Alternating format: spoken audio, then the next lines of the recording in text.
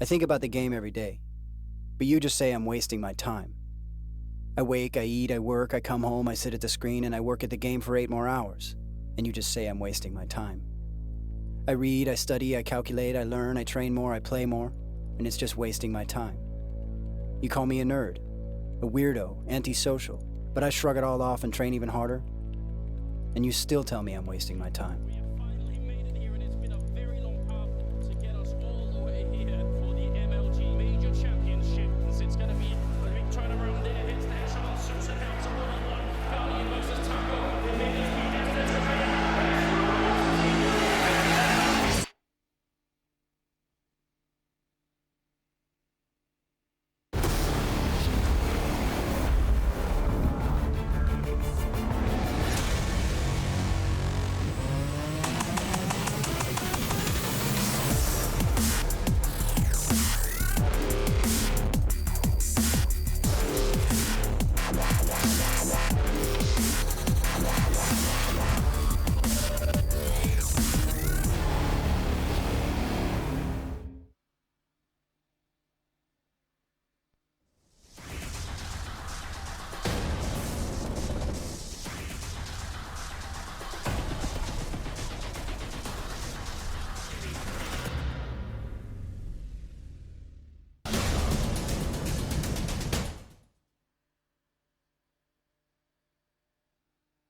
Alright, so a while back I sold out to Game, who paid me money and gave me a load of free stuff just for mentioning their deals on my channel. Well, Game have decided to offer the same sweet deal to any other gamers who fancy selling out to them. All you have to do is go to this website, fill out a form, and then their marketing people will be in touch or something like that. In my opinion, you should all do this. That's just my opinion.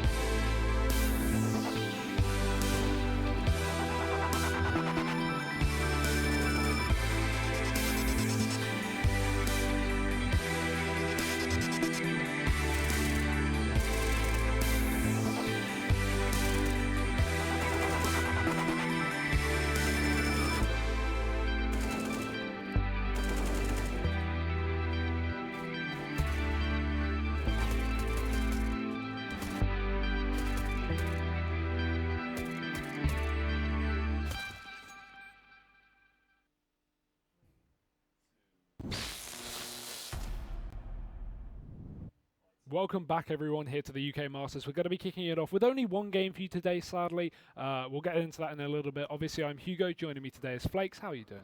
I'm doing okay. I mean, it could be better, not gonna lie. Train networks, well, all I can say is if you ever thought about getting on a train, just don't.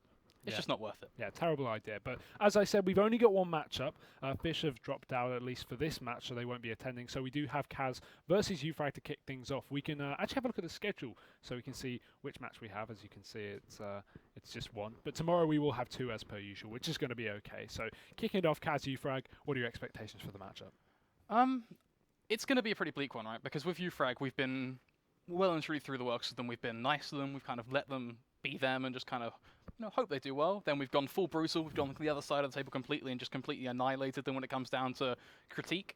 And I think now we're at the stage where everything has to come to a head, and we just have to look at the facts, look at what's on paper. Which when you do look at that, it's a team who just don't have any practice behind them. They have one map that's actually solid for them. That's Train, and then apart from that, we're looking at maybe a day's worth of prac. Yeah, and I mean, just talking about them as well is the standings. You can see, obviously, they are right at the bottom alongside generic team name, a team that we really didn't expect to see anything from either, so that's no surprise. But Ufrag coming up against the second best team in terms of standings so far this event, so that's not going to be a very great prospect for them. We can only imagine bad things, and I know we're early, but we've got the map picks, their Dust, their Cobble. Am I going to be a little out of order by asking a prediction? I think that asking a prediction at this point when you're looking at a match with Ufrag and Kazin is a pretty bold one, right? Because as much as people always forget when it comes down to UK players and comes down to who we know and stuff like. We're good friends with a lot of these guys, but you have to look at it factually speaking. And Ufrag, they know full well that their practice, it's been dwindling. They didn't get to practice last week, unfortunately, due to personal reasons, which means they're not going to be on top of their game. They've had a lot of issues that have just built up over time, roster changes, not being able to play with the same roster across online leagues. That's pretty hilarious as is. But at the end of the day, for Ufrag, one thing that always has been apparent, what can they actually do when they're in the server? If they can get themselves going, then we can look at potential for them to string rounds together. So are you going to say 1-1, 2-1, 2-0, sorry? What are you saying? I'm going to have to go with 2-0 for Kaz. Okay, you built that all up for Ufrag. You're like, yeah, they could do it. They could really, if they build themselves up. No, it's literally like sitting on a swing, right? You're either going to have this really awesome swing ride and it's going to be amazing and you're going to love it and you're going to be super chill, or you're just going to tumble over and fall and hurt yourself. That's looking very likely. Although they do pick up the knife round, so that's something positive at least for them. Sadly, though, it is on a map where it literally doesn't matter. Yeah, I feel like that on Dust 2, that's basically like, there's a pack of straws out in the studio. You just kind of grab one and clutched at it. Yeah, doesn't change anything. You're going to get to pick your side, but on such an equal map, in fact, the most equal map in the map pool currently, I think you could argue, it's not going to be too damaging, at least for the motivation of Kaz. But we're going to kick it off with this first map. Obviously, this is Kaz's map pick, Dust 2. Second one will be Ufrag's on Cobble, and taking it into the pistol, we're going to see Ufrag actually staying with that T side. I think Ufrag on the T side is probably a smart call. They're a very aggressive team, but also very calculated, so a solid mix between the two could be what we can get on the early start. Of course, the pistol round going to be hugely important in terms of momentum, as already we are seeing the aggression coming from Kaz, something they are just trademarked to their team as MCK. He taps on away a crisp second shot. Now looking for even a tertiary. Aussie, that'll be a bit more of a supporting factor, but it's all but sublime. They get away practically unscathed. Yeah, Ufrag not being able to get really much out with those Glocks. They're not known to be the most long-range weapons, and they will fool two players straight off the bat now. So having to fight at a two-man deficit, they use their last utility towards the middle area to try and cross up towards B, and Pommy will actually get one for his troubles. He takes down Dreamy as they split into this B site. The tunnels control coming out from Hype as well as he brings the bomb to join, and they're actually going to get 2 kills here. So that's now going to put it back into a 3-on-3 as the bomb makes its way towards the site. But unluckily for them, Kaz, they're right on the exit of the doors. But as I say that, Pommy, he's just going to execute MCK. No, this is not the first time we've seen it from Pommy, but Aussie is going to try and respond, and he's delivering some more crisp action of his own. Gets himself 2 back-to-back one-taps. Hype now looking to make the best of this one, playing for almost a bit of a retake spot outside towards doors, but that bomb is going to be toggled. He has to face. And unfortunately, Aussie will. Pommy, he does well, gets a 3k of his own, but Aussie just one better. 2 HP though. A little overpeaking though from Kaz. Typically the B side is one that's extremely hard to retake from the CT side, and after Pommy went down straight away, as you saw Ufrag take control of the site and get that bomb down, they had a 2v3. They had really no reason to expose themselves to tunnels. Just take those fights over towards doors. If you want to get aggressive, push out into mid, and then you can just bait out the last tunnels play. It's really easy to hold down to the B site, but somehow Ufrag, they give it away. Obviously the bomb plant goes down, so that's going to mean they have a little bit of money left for the next round as they go into the full eco here, and they'll be going for their 3rd round buy. But a straight up B push here, right through the molly. we're going to see Dom just go executed, and the rest of the players coming into the spray down as well. MTK will get one, goes down straight away, and Jacob, he lands another couple as well. Cray will trade things out, but it's not going to be too damaging to the economy of Kaz. They've invested in these SMGs, they're expecting to, upgrade them into the next round anyway, but how is a bomb plant allowed that? I feel, I don't know, you're going to have to help me out here, Hugo. Triggered. Can you... Yeah, I think triggered is probably a bit of a fair way to adjust it. I'm kind of sitting here just going, okay, how has he got away with that? Like, that spot is predictable smoke stuff. That's it's beautiful from him, though, right? He made the noise as well. You should be able to pre-fire that. You know where the bomb's going to be going down. It's in that corner. So, regardless, it's not going to matter too much. In the the long-term, UFrag was still going to be buying up into this round. So they've got the money, they've got the AK, the AWP, sorry, alongside the AKs, and plenty of nades to work with as well, thanks to that second bomb plant. But Kaz, they're going into the buy with their own. The only issue is they haven't fully upgraded these SMGs. There's still 2 UMPs from the previous round. While these are obviously the best SMGs to come up against AKs, you're still going to want a full rifles. And to start it off, MCK, he's going to get tagged through the doors as well. Not only that tag, but UFrag, they're doing something that, I was talking to them yesterday about, in effect, which is just to a map where they just abuse their spawns, and they've taken that long spawn and they have ran with it, and now they're looking to hammer this one home already. But the cross, it is going to be held, and nice and content so far. A bit of a 1-for-1 trade. Roma going to be looking to do the work over towards the site, and so far so good with Zen 4, but eventually, yet again, the trades are going to be what comes up trumps for Team UFrag as they get themselves on that site. A bomb plant should be inevitable at this point, providing Pommy creeps his way through. But nonetheless, Kaz, they're on the retake, and last time it worked for them, this time it's got to be more difficult, right? Yeah, you'd like to assume so. Obviously, a lot of attacks have already been coming out on the side of Kaz, so they are very low going in for this retake, but utility low on either side, which just makes things difficult for both teams here. But the boost coming up onto the site, there's going to be MCK, gets spotted from Car. Craig going to tap away, almost takes down his teammate. Jacob is the first to fall, though, pushing through the smoke. He gets dropped, and Craig will follow up with a second. Okay. MCK, he taps out, he runs away. He's going to give that one away to the UFrag side. They do finally pick up a round at least, but it is a very costly one. They lose 3 players in the process, especially considering they're up against a couple of SMGs. But Kaz, they save 1 rifle. I don't imagine they'll be forced buying alongside this one. They haven't really built up a huge amount of economy, and even in their second round, they lost 2 players to SMGs to pistols anyway. So I don't see a buy coming up into this one. It's likely just going to be the eco alongside this this 1 rifle. Actually, as I say that though, they've got 3 players with a lot more money than I was expecting. Yeah, okay. No, I did the maths wrong. They're fine. They're buying. I think when you look at this one as well, it kind of plays into UFrag's hands though, right? We talked about momentum quite a lot at the start, about how it was incredibly important for them as a lineup to get that foothold and get themselves going early on. Getting that damage with those SMGs, getting that bomb plant, and now getting themselves in this position, if they can win this round, we're looking at UFrag on the T side with that start, but they have to get the frags, and they're trying to go out long again, but this time Kaz, they are looking to hold this one. They're pushing out straight through the smoke. Roma, he's going to line them up, get some stuff through Dreamy on towards Pommy. It's going to be a complete and utter bloodbath, but it's one that completely crumbles for UFrag as Adam, well, he is the savior, but even then, well, it's looking pretty bleak for him. A 1v3, does have a lot of time, but what can he do? He has a bomb at least, so he could potentially get a plant if he can catch one of these players. The setup from Kaz is still very stagnated. They're all completely separated, meaning that trades are not looking likely in these positions. So if he hypothetically took down this one player, he could, okay, no, that's nothing, but he could have easily got that bomb down as well. So either way, Kaz, they get back right on it with their own buy. They reset the economy of UFrag, and while they hadn't really built up a lot of money anyway, it's a $1,400 loss bonus now for this T side, so they're going to be going into the pistols regardless. You can already see P250s, a couple of smokes and flashes. That will really be it here for this these terrorists. And basically they're hedging their bets on a bomb plant here, because if they don't get a bomb plant, they are still going to be on a bit of a low buy going into their weapon round, the next one. Looking at this T-side setup though, and as much as you don't want to read into things, it is just pistols. UFrag clearly having the idea that maybe a gamble out towards this B-site is kind of the ideal platform. That late rotating from JKM was fairly risky, but him coming in may just be the one to deny this, but Dom, yet again, another nice pistol headshot on towards MCK, but they still have yet to cross. But look at Cray's position. How is he getting away with that? Takes down Jacob, and they do enough to get themselves a bomb plant, and they're actually on the site. Yeah, again, 3v3 post-plant, this could be okay for the T's. The issue is these pistols are going to be greatly outweighed by the weaponry on the side of Kaz. They should be able to get these first frags in, and considering all these UFrag players are tagged up, but look at this, Pommy, he may be able to get one. He goes for the flank, taps away, he's going to miss those shots. Dreamy's on 1 HP. That is not what you want to do when you have such a crucial role there. It's all left of these 2 players back in the site. It's going to be Dom to try and find something. He gets one with a pistol, his teammate falls behind him, but he's got 2 more to deal with. Dreamy just flies in from the heavens, and he's going to finish him off with the USP as well. Just enough time for that defusal, but Kaz still very costly round, considering UFrag didn't invest more than P250s there. I think there are 2 facets to explore within that kind of, that round. You look at Kaz and go, okay, for a start, can you please just stop putting 1 guy on B when you know you're up against ecos? Like, yeah. this is the second time in a row now they've had this problem. There's got to be that level of adaptation. We do expect smarter play and smarter calls from them. You know, that's just the de facto standard because Kaz, they don't necessarily have the same, not necessarily excuses, but arguments that UFrag have in terms of, you know, lack of experience as a lineup. And of course, in comparison for UFrag, they're getting so much done with these pistols. Translate it to rifles, fullback, play a nice default, which is what we're seeing right now, but then have a game plan later round.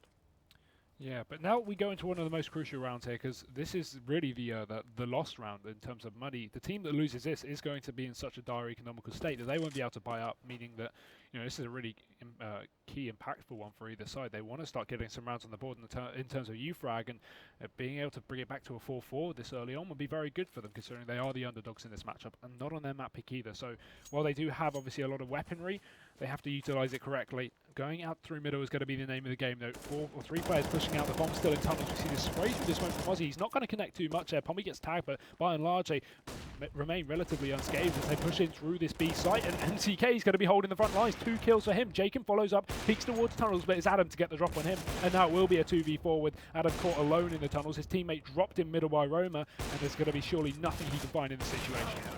He tries, and unfortunately, well, he tried so hard, but at the end, it just doesn't even matter. Can't get too much done. And I mean, what comes to mind right now is, for a start, I'm going to be a little bit ironic, maybe a little bit almost sarcastic, but Kaz, if you just did that on eco rounds, that'd be real good.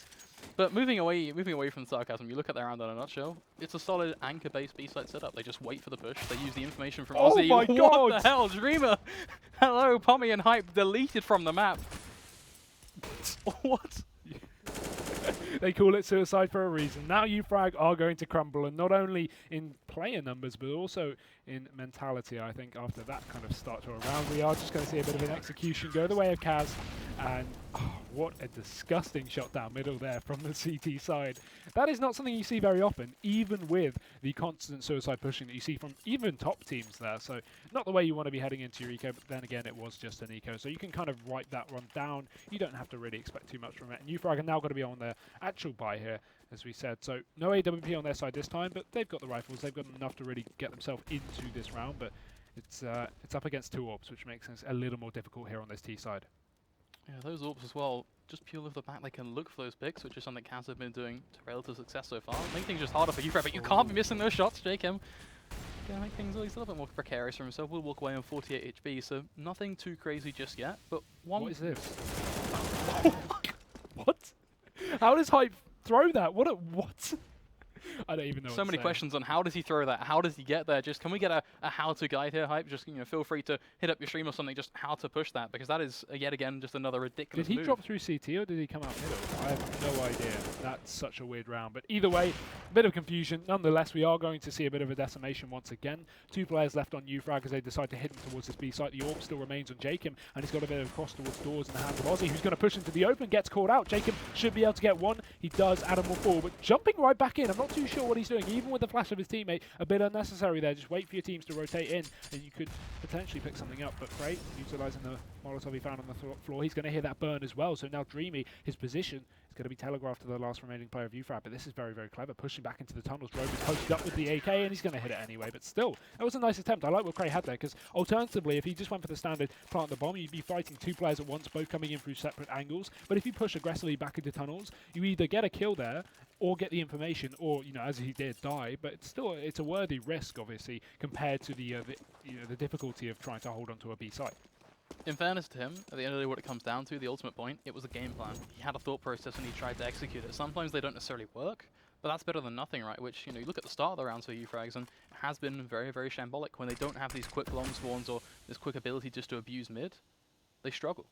Yeah, but now with no bomb plant in that previous round, they are going to be left on just rifles with basically no utility. We've got a smoke and a flash, already a little bit of utility already being used, but this early into the round and they've got nothing to work with. So that's not going to be good at all, especially considering they're 7-1 down. We haven't really picked up on that. It's been quite fast. It seems like we've only been here a few minutes and they've already been forced down to this horrible scoreline, because once you hit, you know, 7-1, that's when things get scary. You know, 5-1 you can kind of work yourself back from. It's only losing 2 by rounds, but now they've lost enough that it's starting to look pretty dire for them. So they've really got to pull out something new. They're going for a bit of a default this time, waiting for some aggression. Kaz aren't providing anything for them, so no picks are going to be found so far. But eventually they've got to realize, guys, we're running out of time. We've got to hit a site. And it seems like potentially mid may be the avenue that they want to exploit for the time being. Now, as much as I'm a fan of this, they've got the problem of this same anchor base setup they've got on towards B. They've got that two-man kind of almost pronging based style. They've got Aussie over towards CT. That's a whole lot of information to be garnered for the CT side, and all that's really happening is this pushback effect. But UFrag, they've changed things up. They decided, you know what, let's group up, let's go towards short. Now this could actually work, providing they can shut down Dreamer, but where is the smoke? You're giving him free pickings, he finds the first, gets the second, now looking for a third, just waiting for the crouch to come on out. Dom and Cray, they find one in return. They do steal the trades. But that's almost a bit of a minimum viable product. Dom is going to get himself the plant, looks towards CT, and he could pretty much make this one happen. Cray with another on towards Dreamer. And MTK left in a 1v3.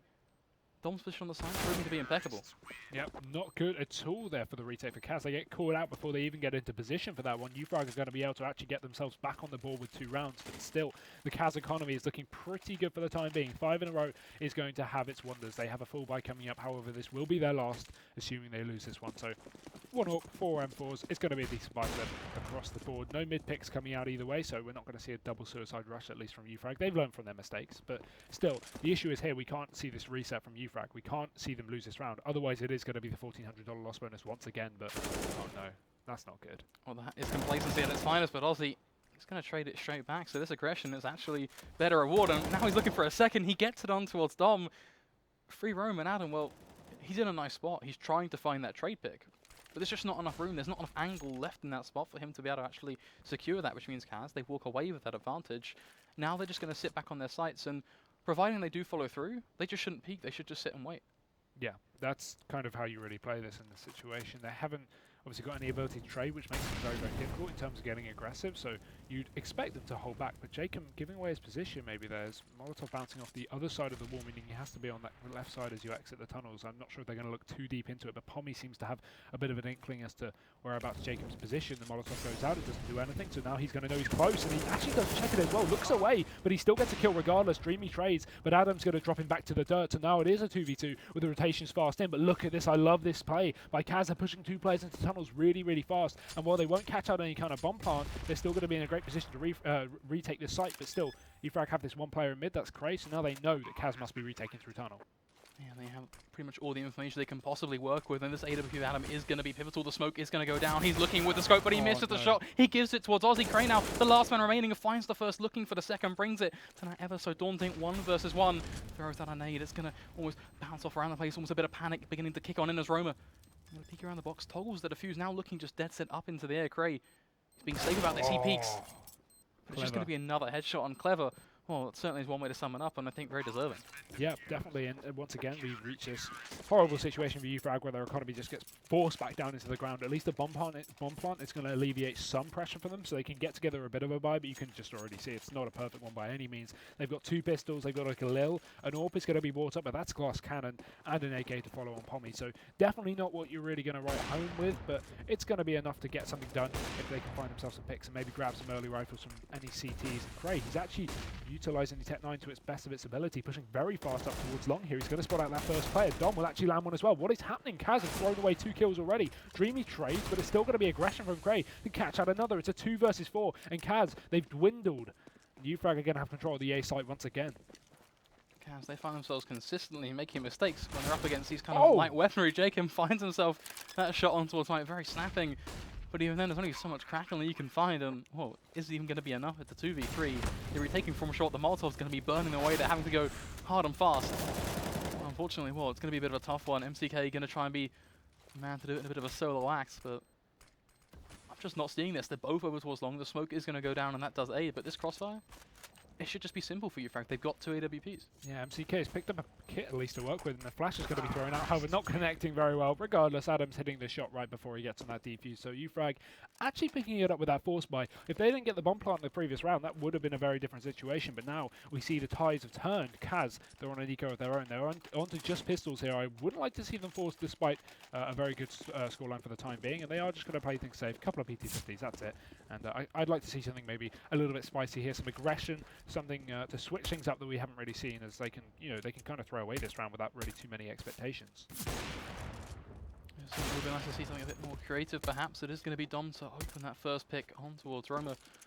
And I've got to say, to just be at this standpoint when we're looking at Kaz on low money in comparison to UFrag, it is a bit ridiculous. It's got to fill out, because for UFrag, this entire game has been set on this pedestal of they need momentum. It's great. is going to be able to catch off Aussie, and bit by bit they're keeping this one nice and clean, so really not too much to say aside from to go back to that point about momentum. It's been a constant double-edged sword for them. The minute we even try and kind of allude to it, they constantly find themselves getting shut down, but at the end of the day, it's 8-3, we're in our 12th round. They're going to take this one more than likely, unless JKM and MCK can go huge, and with that said, we are looking at a doable 9-6 perhaps. Yeah, I mean, a dire start turning into something a little more successful for UFrag. If they can continue that, as you said, it could be at 9-6, but it's all going to come down to those key rounds, as Kaz will be going into a bye shortly, so that's going to at least give them something to work with. However, with their economy in a bit of a state for the time being, I'm not sure if it's going to be a full double eco here, because it seems like maybe they can invest a little bit more into the second round. And yeah, no, it will be a double eco, because you can see their money. They're only going to get 1900 after this. They won't be on even more than 4k, which is just definitely not enough to go for a buy. You need at least kind of 4200 to get the bare bones of a buy. If you want to buy head armor with an M4, that's all your money spent. Or if you want to buy body armor, you can get smoked with it. But yeah, they don't have enough for this one. They're going to have to double eco. This time at least they can invest a little bit more, because they're going to have a larger loss bonus now coming up in the upcoming round. So you can see they've already got about 4k between. Oh no, I'm not sure if I like this. They're going to have a lot of UMPs and FAMASs. Yeah, no, I'm not sure if I like this. Look at the utility left on them. It's times like this where I'm just looking at the camera and hoping that they just have like a little hotbox in the corner, and all you've got pretty much is us just kind of shaking our heads, just going, just why? Like, what is the net gain from this? This is an incredible risk, and they have this lead, right? They could have allowed UFrag to get to 5 and from there actually made something work, but this is just rough, and well, in fairness, MCK gonna go aggressive, finds himself one. Gets caught in a bit of a hilarious gun battle, but it is a trade. But where was JKM during that situation? He was peeking, taking the fight. JKM's just sitting back like, oh yeah, you do your own thing. I'm not going to bother trading. And now we're back into a 4-on-4, which is going to favour the terrorists. And once again, Adam, he's cleaning up another player down on B. This is Kaz falling, and this is just showing what confidence can do to you. It does have its negatives. You are going to see this aggression from the CT side. And what was a really passive start that worked out in the favour of 7-1 has now suddenly turned back around. And UFrag, they're getting their foot in the door. They're going to be heading towards B here, I can only expect. Kaz at least have rotated 2 players back, but UFrag going to be a little more wary of this one. They rotate the bomb back in towards middle, and now they start to hit short. We have one player outside long. That's Cray. He can split in through the long doors, or these other players cross up, but already Kaz have realised this. However, even though they do rotate, the CT's not a brilliant position to be trying to retake the A site from, and they're not even going to be able to get back onto the site as Roma. He does only find one before he falls. Dreamy as well goes down, and it's all on Aussie. It's almost an impossible predicament for him to try and work with a 1v3, backed up by the non-existent utility in his hands, pushing him from CT. He will find a first on towards Adam, but 2 more to find, and tries to jump out, looking for some information, trying to just garner something to aid him, and this crossfire from long and over towards those boxes, it is going to be fatal.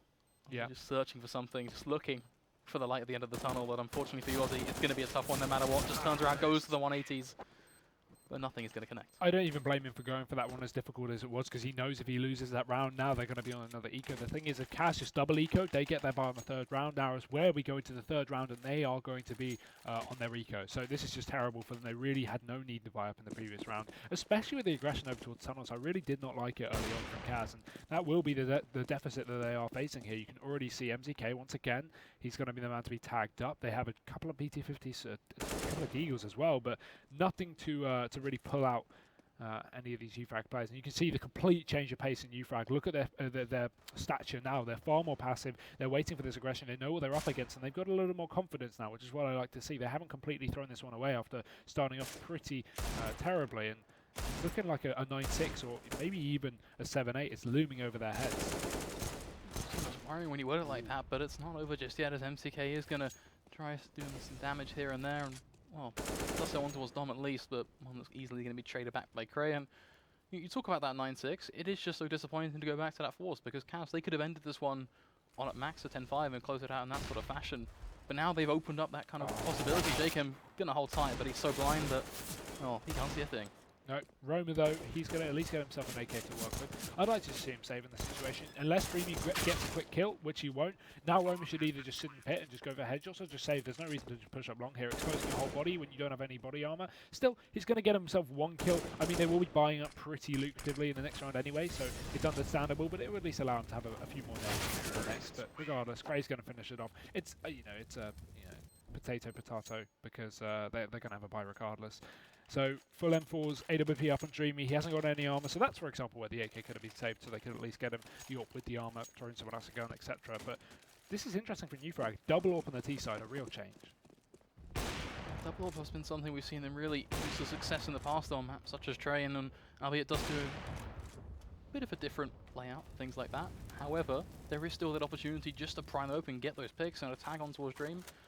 Oh, no better way to start. Yeah, I'm not a fan of the double op T side on most maps. I think this is one of the few maps it does work on at least to an extent. But still, when when it ain't broke, don't need to fix it. They could have just stuck with the AKs. However, this will go in their way very easily regardless. 2 entries onto the B side again. Kaz, very, very weak on this one so far. It was looking strong earlier on, but it's completely changed now, and it is just going to be the retake once again. I think a full save is going to be good.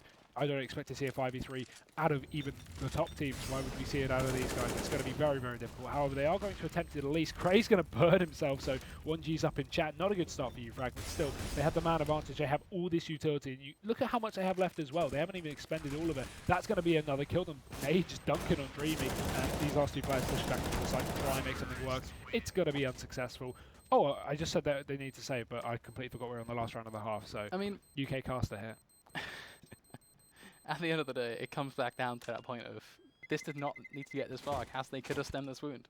I don't want to be harsh to YouFrag because I think, they have been tremendous at getting themselves going. And we need to talk about comfort because once they actually got themselves settled down, they got in their groove, they were able to string a very solid amount together.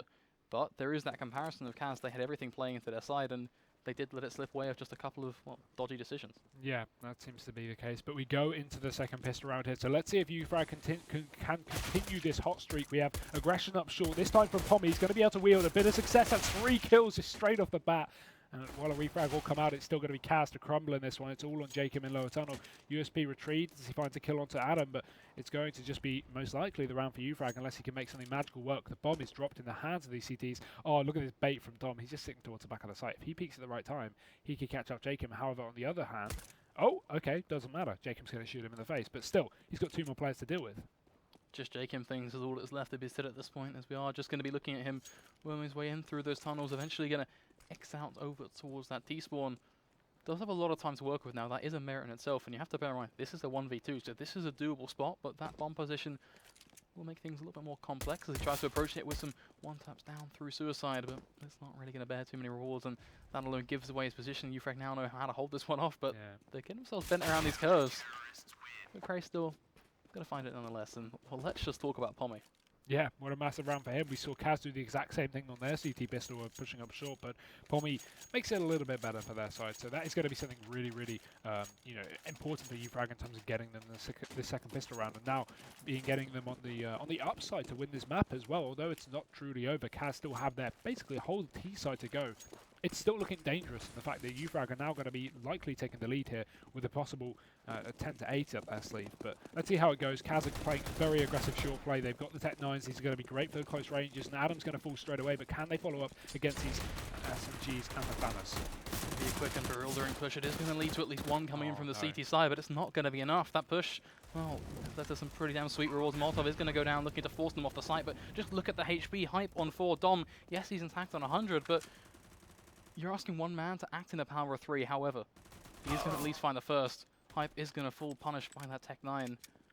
A 1v2, yet again another situation that is on the cards, but the shots they have to land, and War with the Deagle, not quite a pretty picture, and at this point, well, all he's got to do is run. He's already realised that the Kaz just have no reason to peek. The bomb's down on the site. The time is already about 25 seconds left. Dom just has to rush right in or go for the full commitment to the save, and he will do exactly that. Because Kaz, they could just play a bait play. One player on CT, one player on site. Ramp, Goose. There's so many crossfires you can do. You can even push player deep towards long as well, and that would distract you for long enough. Considering Dom didn't even have a kit to work with. So Kaz actually got to pick up that force buy. Not the rarest thing to happen. Does to a map where you don't typically see these pistol buys work out as often as maybe Cash, for example, or maybe Nuke, but still, either way, it's going to benefit them. They are going to be able to buy up. YouFrag are likely to force up with this one, but apparently not. They're just going to stick with what they've got. Obviously, the saved weapon on Dom and a couple of pistols are better as well, but no armor to support that. That's safe. I understand it. It means they can buy up sooner rather than later. A bit more utility as well, but they've stacked long, and Kaz are about to walk right into it. Well, they're going to be looking to make some money. Finds the first, snaps on towards the second. MCK straight through the smoke on towards Adam, and one by one, oh, the tally of deaths, they add up on up to a pretty solid number. It's just going to be Dom and Mac left remaining. And even then, a Mac 10 just going to make even more money, leaving just Dom now with that UMP.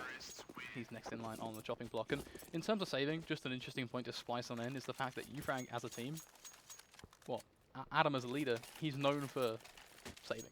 That's his trademark. He saves 24/7. We rarely see a force up coming from him, and when we do, you tend to know things are pretty serious.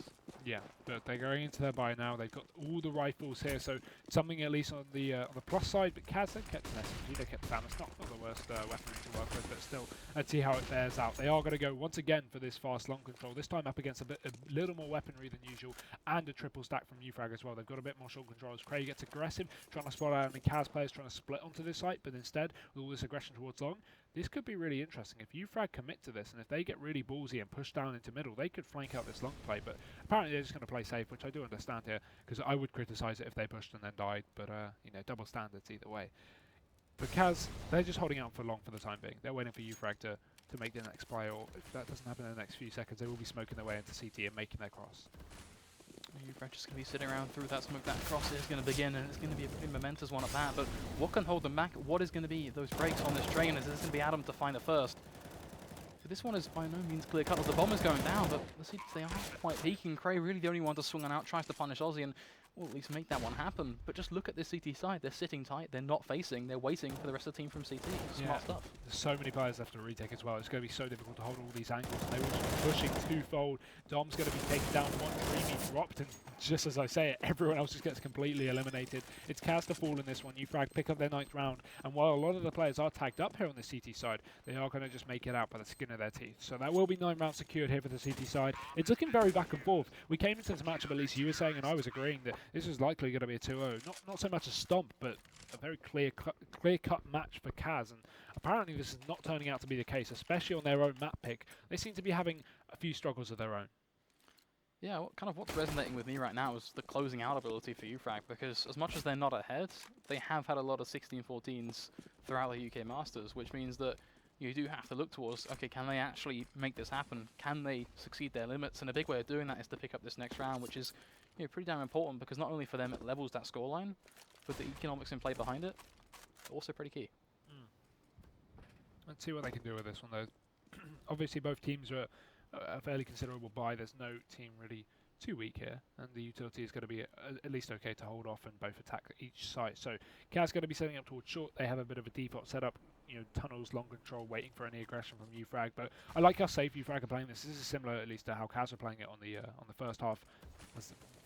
While they were doing well before they got too big for their boots, and it, you know, wielded a lot of success. So maybe it will work on the flip side as well. So finally, Kaz are going to put a bit of aggression and send most of their troops up towards this middle area on short. They have the bomb as well, and I'm not sure with this one. Putting 5 players up towards short isn't really a done strategy. You'd like to have at least one player splitting, or even the player in lower tunnel just catching out rotations from CTs who try and push back up that Xbox. But at least it has a few more players to trade with. But now the push is going to come through. Kaz very aggressive up towards this short area. Ufrag are just going to give away the site. They back off, they throw the towel, and they are just going to allow them to get this bomb plant. So it's going to be a 5-on-5 retake here.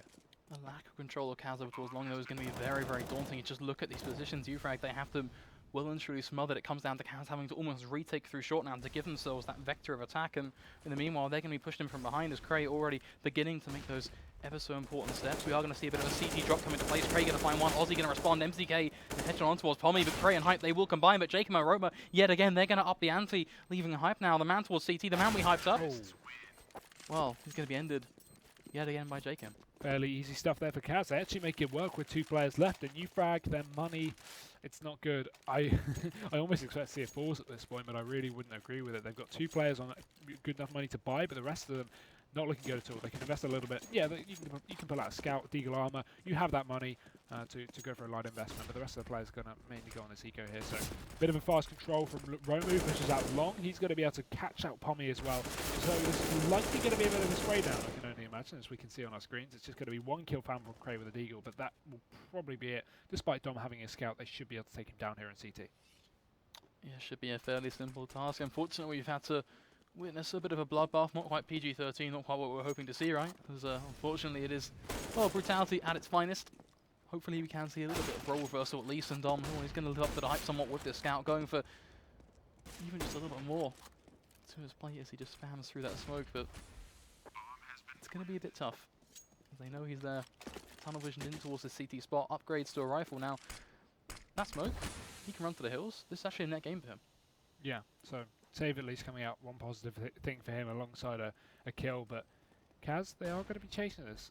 I'm not liking what I'm seeing. He doesn't have a kit, so I don't imagine he'll be going for this, but at least he can cross back to the site. But this is still quite scary. Roma's going to at least realise pushing back into the site, spots him out, gets a kill as well. That could have been really dangerous. If Dom was a little bit faster, he had a kit and a bit of utility yet. Could have definitely been an ninja defuse, but Kaz not giving it away completely. We are going to see a little more money on the side of Ufrag than... I don't know. I think they could have bought up into this one. They had a little more than, obviously, some of the buys we've seen earlier, but obviously not fully enough. And they're playing it safe in terms of going for these pistols, but honestly, maybe that could have been throwing away a rifle round for them. So, and it is certainly living up to the Ufrag brand. However, they do tend to be that team, as I mentioned before, just always saving. And right now, it's yet again just going to repeat the phrase of a double-edged sword, something that is going to haunt them consistently, but at the same time, perhaps almost a bit of a benefactor, depending on how they can turn things around in the future. Looking at the present, I don't think it's too pretty of a picture, but they do have the Kevlar behind the pistols. We have seen the pistols on the Kaz side of things have relative success, and Ufrag on their T side, they were able to tap head simply put, so there is that seed of doubt. Yeah, I'm not sure. Maybe, honestly, they could make this work with the pistols. It's not out of the question by any means, but they've got to kick it off to a good start, and that is not going to be the start they're looking for. Jacob with 2. We do see a bit of aggression from Frey, but he's only going to land one for his double. Tries to peek out again, but Dreamy's going to be expecting the angle. Takes him down, and now 2 players remain from Ufrag, trying to hurriedly get back into this site, but they're just too little too late. Kaz have got control. The bomb will be planted as well, and a 4v2 is likely going to be ending in a 4v0. As Kaz, they are going to be securing their 13th round on the board, and Ufrag, going into their buy, I will admit it will be a very, very expensive one as well. They're going to have a lot of money to work with, but still, it's not always money that wields success. They have to get those kills. Talking about getting those kills, I'm generally curious. You know, we've watched a good chunk of rounds, and what do you think has worked for Ufrag, and what do you think they actually should be doing now going to this bias? Because we've kind of repeated the same points quite a lot in the first half about having a game plan in the second half. It doesn't feel at all that clear.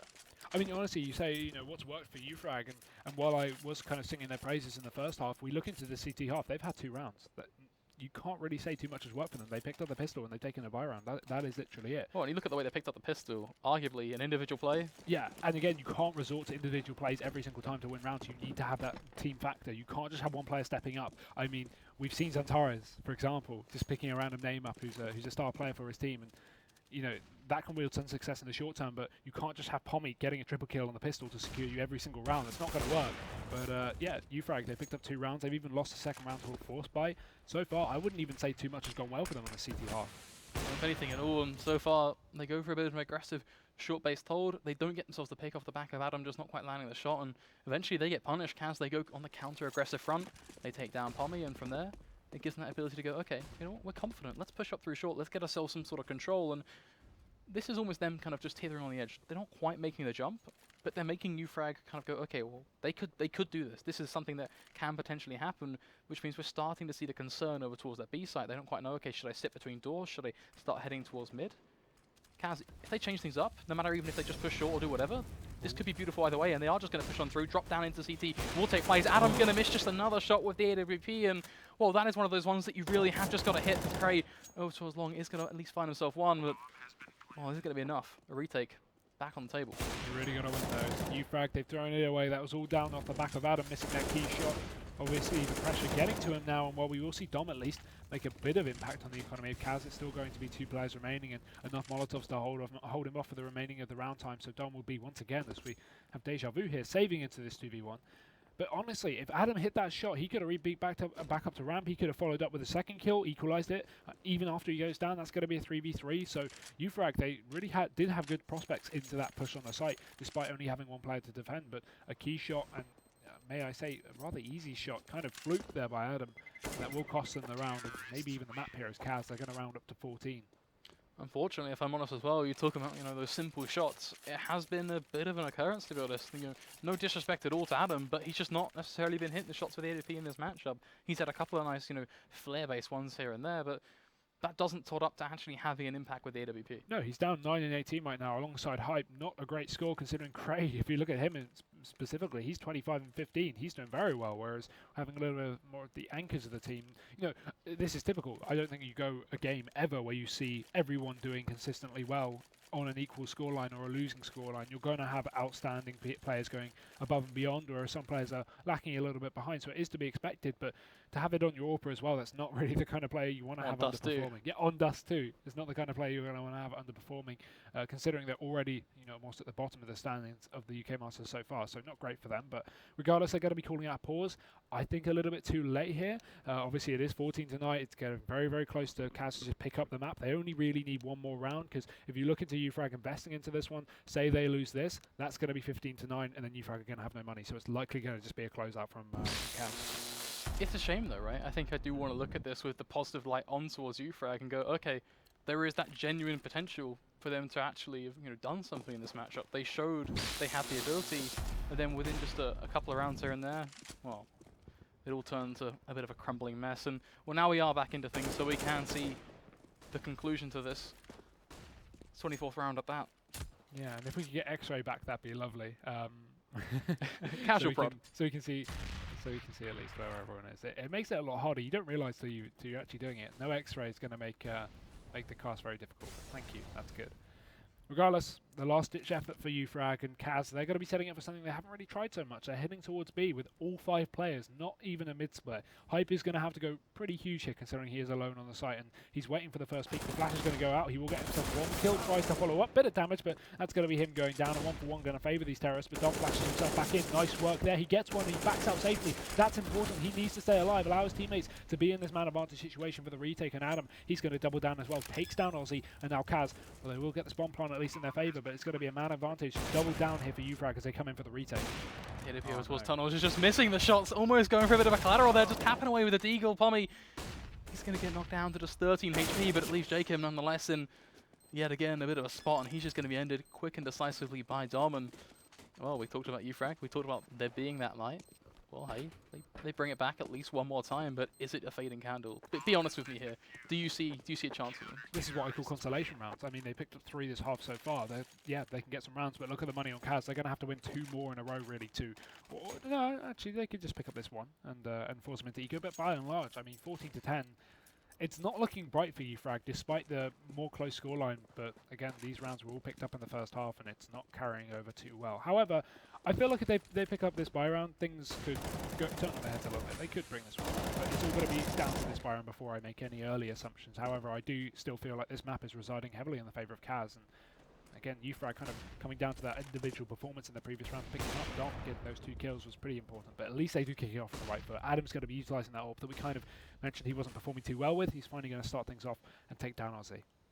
Oh, the best way to wake up as a team and make that comeback happen is to hit those shots, and we'll find the first. It's a bit of a +1 to that scenario, but even then, they have to take it one step further. Trading right now it's good. They have to keep it up. They actually have to be able to close out these rounds, and we are already going to see just a quick and a very beautiful shot, almost artistic, coming out from Dream there. Finds one of his own, back in return on towards Dom, and you look at this T side right now. Look at the way they're setting up. It's that same sort of style of, you know what, we don't know where we're going yet. We have a lot of ideas. But they're going to make UFrag think, okay, well, they could go anywhere, so we have to spread ourselves quite thin, and Cray, well, at least going to be able to punish Jacob for it.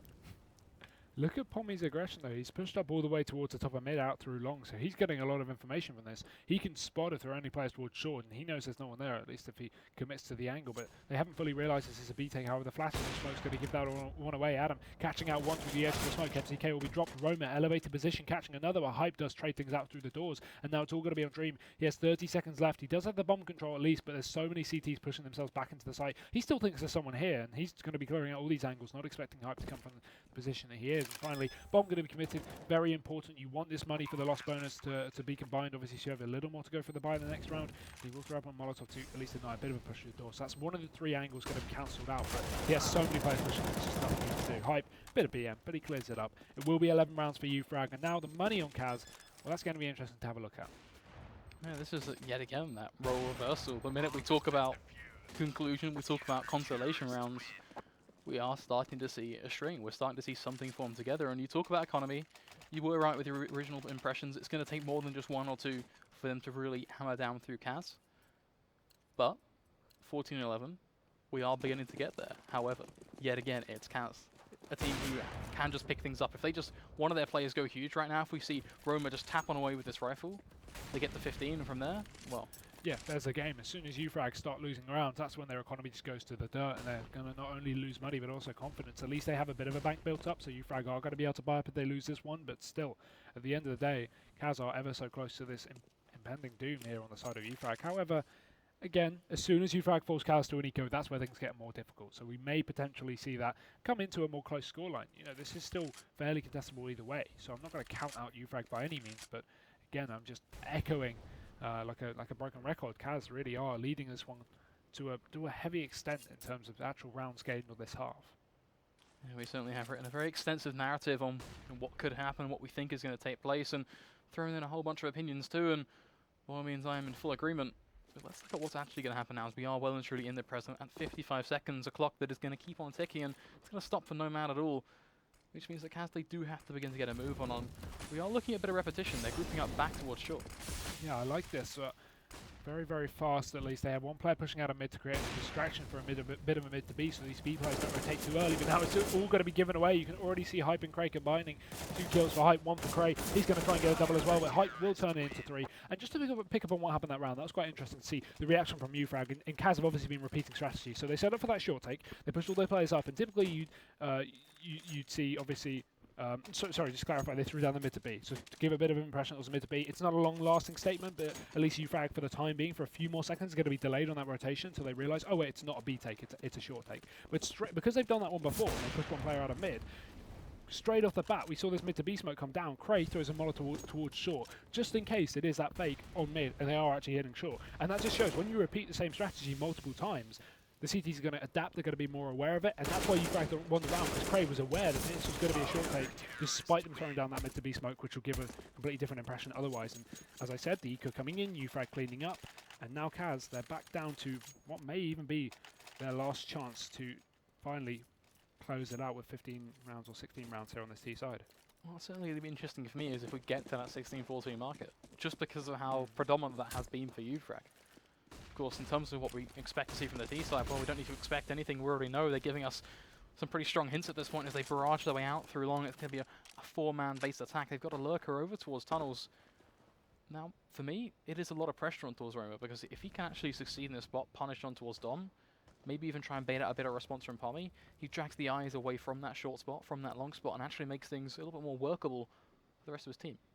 Yeah, let's see how this one goes. Again, so much pressure on Kaz, and I mean, just have a quick look at the scoreboard, see how many rounds for UFrag picked up in a row. No, that's 4. That's quite bad for Kaz. You typically only like to see 3 before eventually the T's come back in with a reset, considering this map is supposed to be a very equal map, but not turning out in their favour. However, the time is ticking down.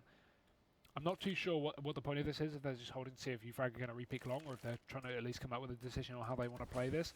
Either way, they're wasting valuable time, and eventually, as it gets down to 50 seconds, they are going to finally hit towards long, but this is going to be telegraphed instantly to the UFrag side. They are going to be fully aware of this one. And Kaz giving away the position, pushing very, very fast up to this side. We're going to see Jacob spot out that first play, and Tommy doesn't get shot, but Cray will, in fact, pushing out through the smoke. Adam trades, and Dom will follow up, but Adam and Pommy both going to be dropped now. Kaz, finally, they are going to be making a statement. They have a 3v2 in their hands, and they are going to be getting the bomb down as well, so UFrag in for this retake. Trade to about sum up that scenario. Dom with a very nice shot on towards Dream, leaves us back at this pitted 2v2. Some very strong players all across the board, but they have to step up the plate now. This is prime time for UFrag, and already Hype, he is going to be ended. And leaves us back towards Dom now. Yet again, just another solid player, but he's towards short. They know his position. They're just going to hold the angles, and well, the best he can do there is try and pitch a tent, just kind of try and peek around a bit, look out into the bushes, but the wilderness, it's harsh, it's brutal. And right now, Kaz, well, they own the place, 15-13.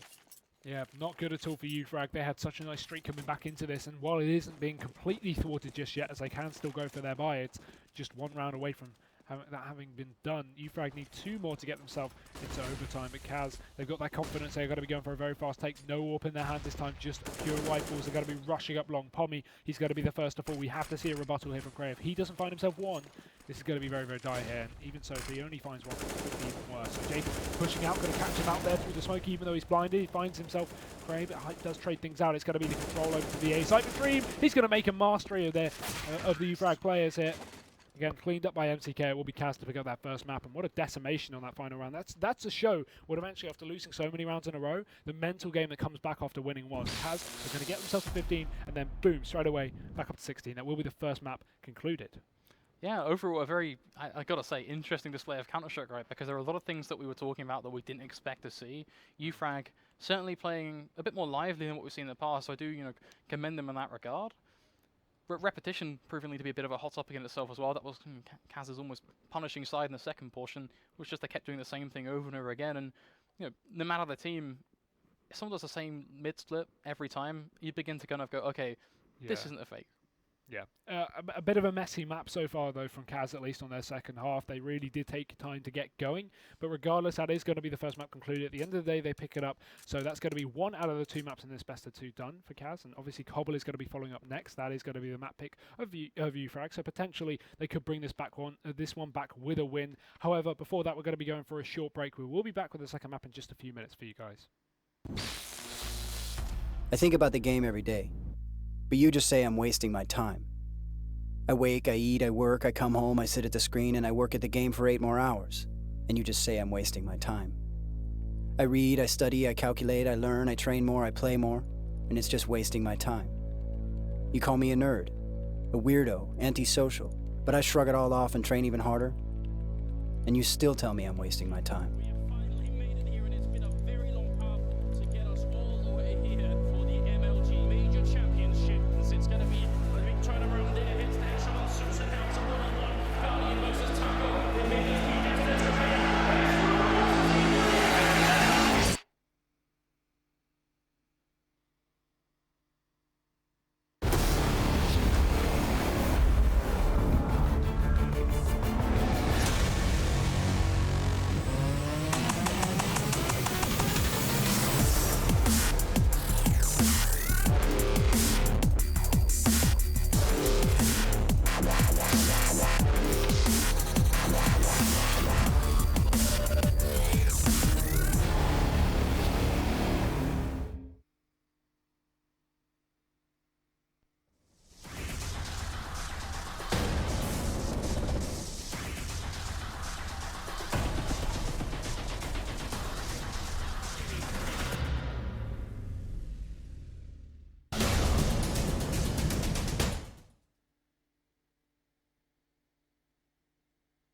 Alright, so a while back I sold out to Game, who paid me money and gave me a load of free stuff just for mentioning their deals on my channel. Well, Game have decided to offer the same sweet deal to any other gamers who fancy selling out to them. All you have to do is go to this website, fill out a form, and then their marketing people will be in touch, or something like that. In my opinion, you should all do this. That's just my opinion.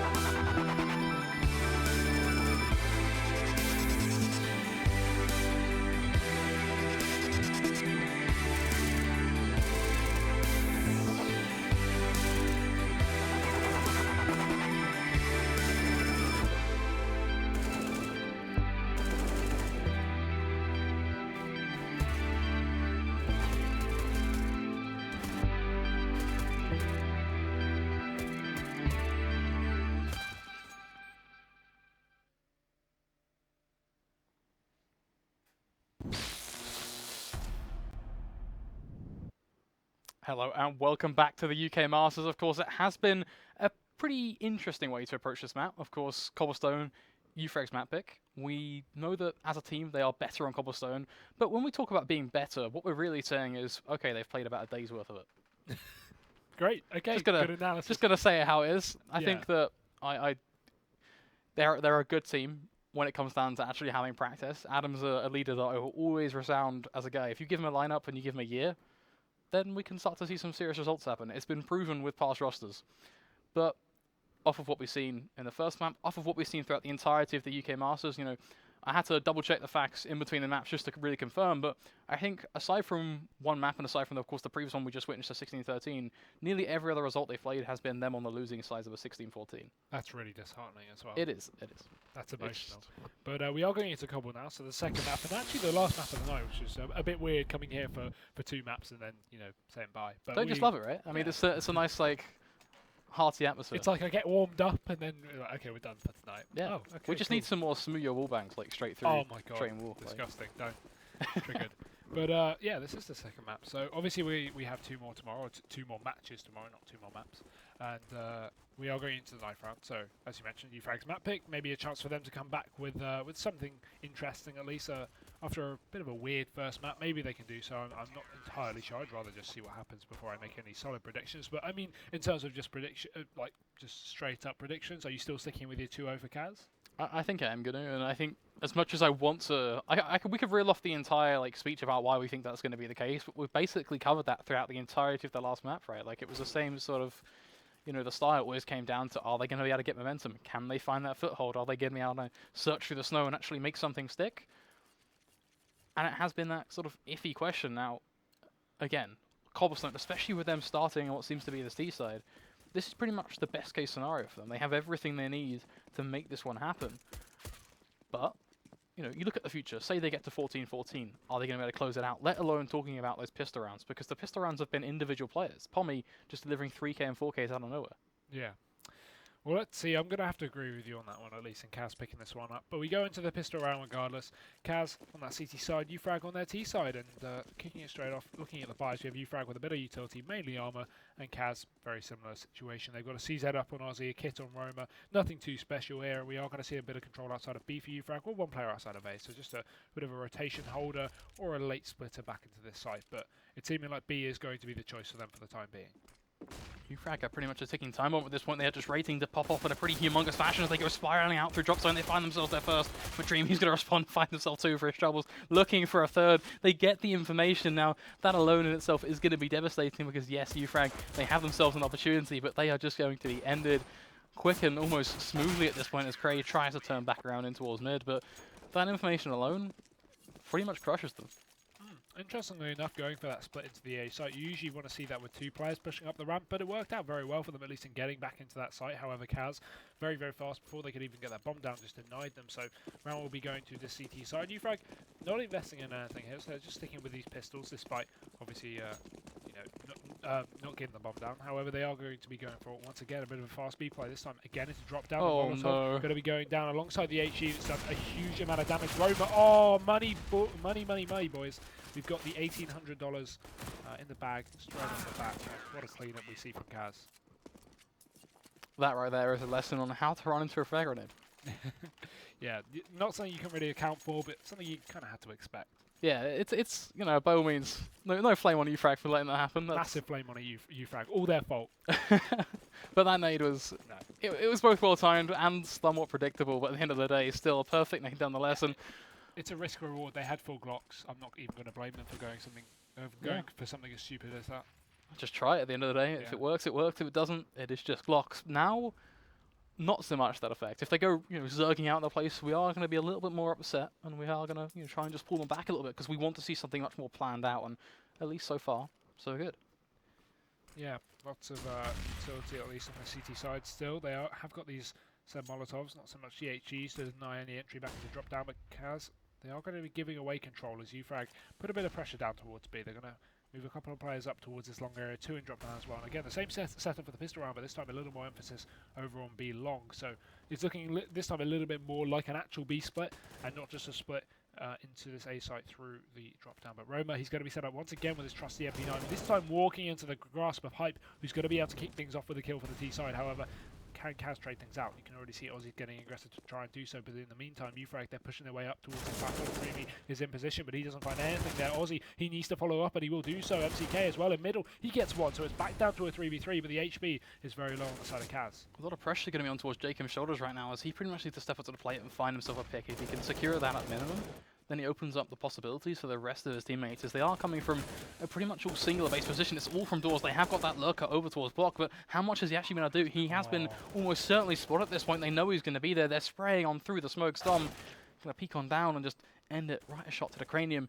And at least Jacob, the man we hyped up, the man we said had all the pressure on his shoulders. Now to do all the work, and well, he's finding the tags, but that's about it.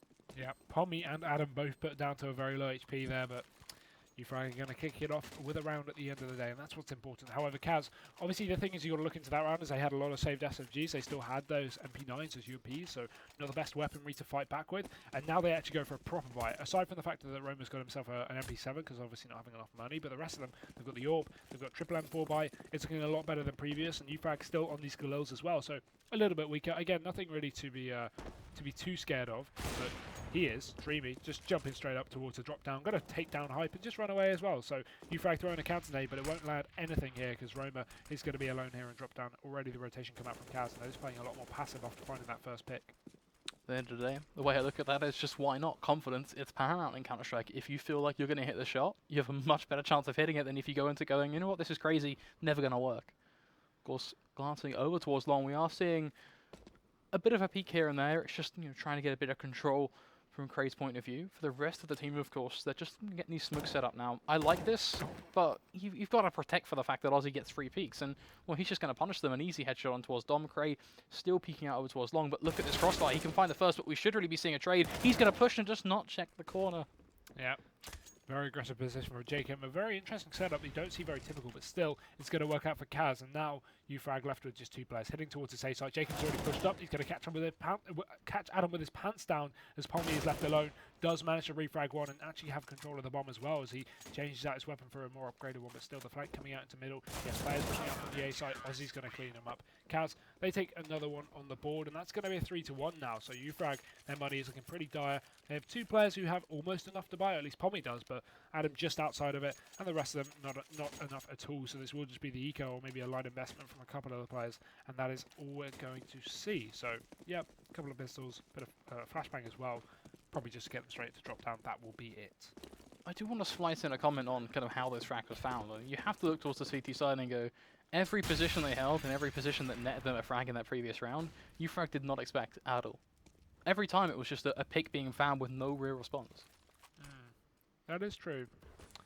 And that's something, you know, it just comes down to not only your game sense, your experience, your awareness of the map, and you'd like to think on Cobble that they would have a little bit more awareness on the map, but apparently not. Kaz playing this above and beyond, and now we are going to see this drop down push come through. Roma holding the line with his M4, tags down 1, 2, 3. Oh, that's lovely.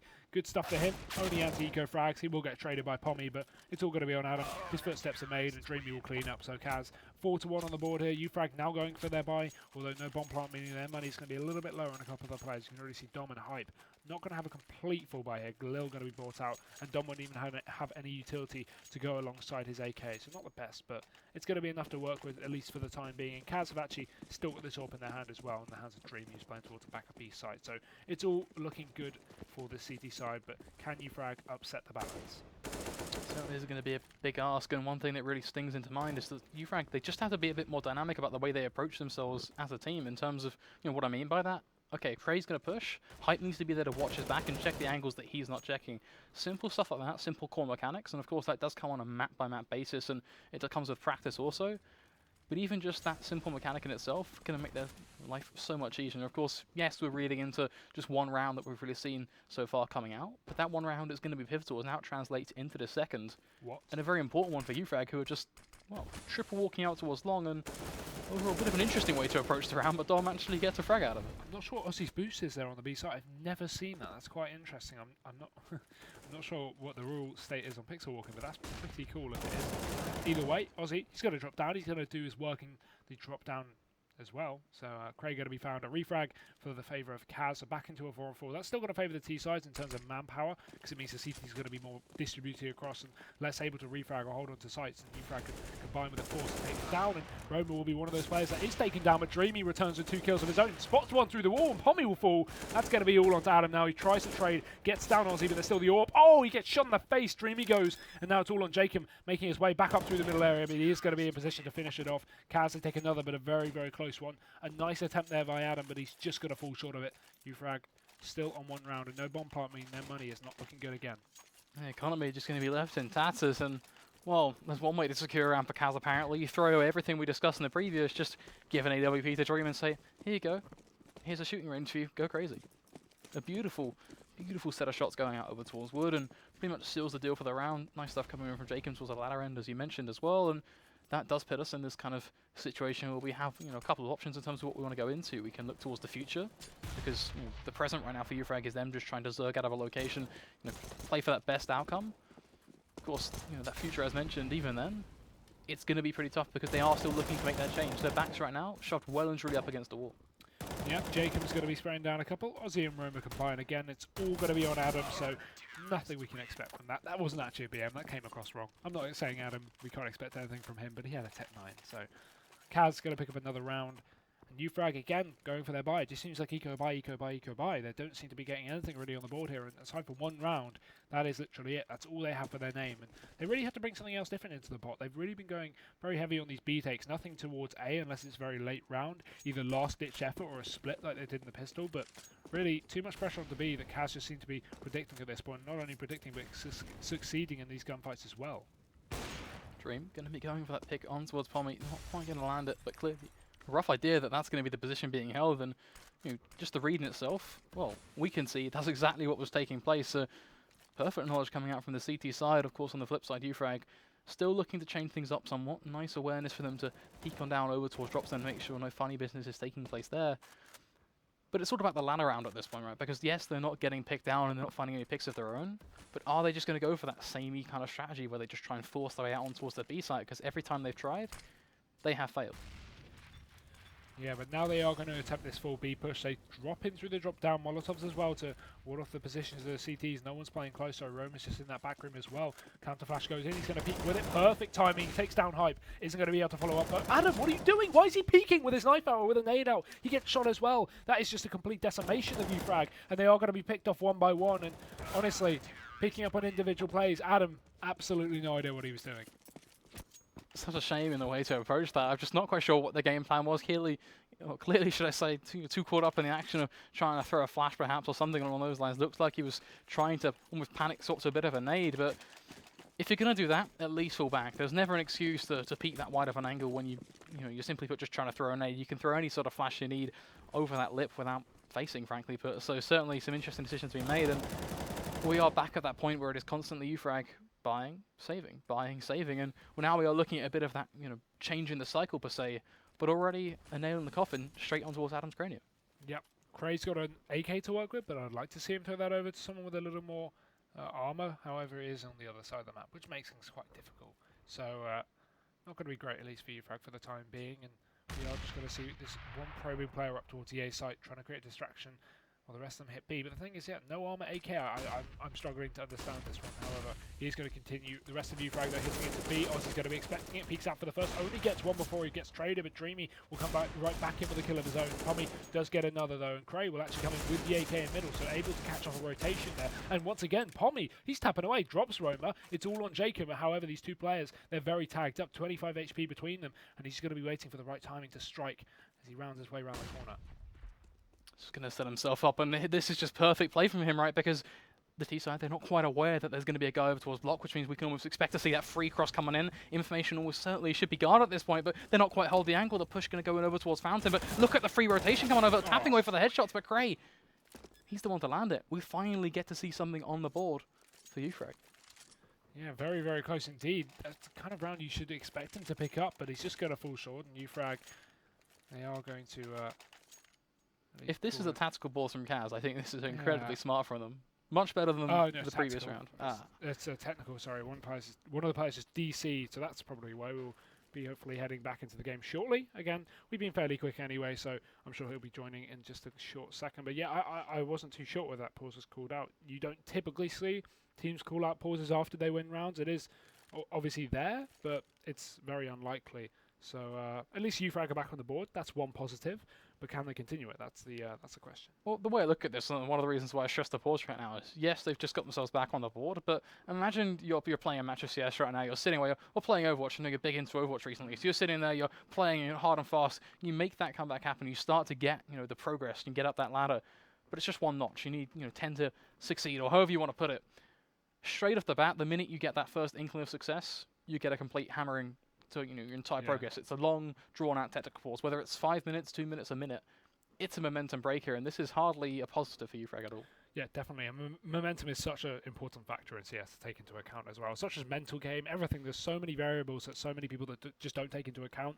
How you're feeling as well can really affect your performance. So going for this this short break could impact them very negatively. And Kaz, again, they've still got to buy up, so they aren't going to be held back for too long. They could always come back in and just sweep the board, and we will actually be jumping back into the game as well, so all the players have reconnected.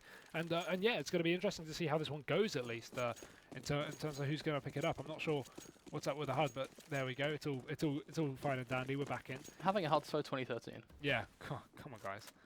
who uses X-ray anyway? But this is going to be looking like a B-Tech at least. I mean, we're just going to take some rapid hunches. There we go. The wall hacks, they've been turned back on again, clearly. The admins, they know what's up.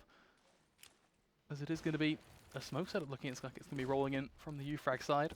Everything has gone to plan so far, but is Ozzy going to be the wrench in the works? He's set up over towards platform. They haven't quite checked it just yet. Hype is going to be the man to do just that, though. Takes him down a peg. Dream with the AWP, though, looking to live up to the hype. But even then, it's just going to be one, and everything is working for UFrag in this round at least. There's MCK and Roma. Wow, a lot of pressure on their shoulders, but look at Roma's positioning. He's so wormed up in towards the site, nets himself one. But the smoke, well, it's going to be a bit of a divider. Yep, just dissipates, gets called out reloading. Pommy will spot him, and MCK is going to be very fast. Actually takes, okay, no he doesn't. He almost takes down Pommy. Looked like he had the drop on him there, but just giving it away. And the momentum break, not stopping UFrag at all. I like the smoke setup. It shows they at least have an idea of what they're doing completely. I'm not sure why they haven't pulled that out earlier in the match, considering they've had quite a few buys. But still, it's going to work out for them. A buy comes out again from Kaz, this time a little weaker. We've got a couple of pistols in the mix, but still, they are definitely not out by any means. They could still pick this one up. I'm not sure on the economy of Aussie. He said he had 2,600 left, so he could have got a FAMAS, but maybe that is just the Counter-Strike, the HUD, which is very, very low. Straight off the bat, Cray, he's going to be taking down the aggression. Kaz. Could this be the exact same thing that we saw in the previous map? They started off with a really good score, 7-1, then they start pushing, then they start getting too big for their boots, and then they start crumbling, and it turns into an 8-7. If it is, I'm going to be even more so disappointed because UFrag, they've gone B every single round. Dream is going to go aggressive with this pistol, finds himself one, looking for a second dom though, going to peek on out, mop them all up in one fell swoop of a magazine, leaving MCK and Roma on the CD side of things. And Roma at least going to find one, but does leave this one is still just such a difficult point. This hype is going to hold the angle, and for him to get away unscathed from this angle, it's going to be so hard. And the Molotov going to go down as well. He's just being forced well and truly out into the open. There is no hope. No, he doesn't damage though. Before he goes down, MCK is going to retaliate with one onto Adam, and Hype is tagged up, so I'm not even counting him out of this one. The bomb's yet to go down the site as well. It will be in their hands, so they can cross over, but the boost on top of the tree, this could be good and bad for them. If he catches out that player before he goes down, this could be massive. There we go, takes the fight, but Cray succeeds. I think in that point, you want to push Hype up into that angle, because that's a headshot angle. You're going to want to put Hype, who's 7 HP, in the headshot angle, where he's not going to go down, where he's going to go down regardless from one bullet. So either way, it works out for them. No reason to go too deep into the analysis, but again, Kaz giving up another round. They're into this eco here. UFrag starting to build a bit of momentum. This is basically deja vu of Dust 2, but it's whether Kaz can at least shut this one down before the momentum gets too big for UFrag and they start pulling this back to a more contested scoreline. For sure. I think there is a huge point to mention, which is that as much as we may still feel an urge to nitpick on UFrag just because the strategies they are employing are fairly simple and do have flaws because they've got that lack of practice, you have to remember the reasonings behind that. And at the end of the day, if they're getting that W, that's what counts, right? If they're getting those round wins. And at least so far, they've been able to string a few together. But as we mentioned so much throughout the entirety of that first map, longevity is going to be key. And it's not like they're getting away with this one easy, as Ozzy with a deagle, well hey, why not at this point, finds himself too and sets this one up now for Kaz to go aggressive and just keep on forcing their hand. And Oh, they make it look easy.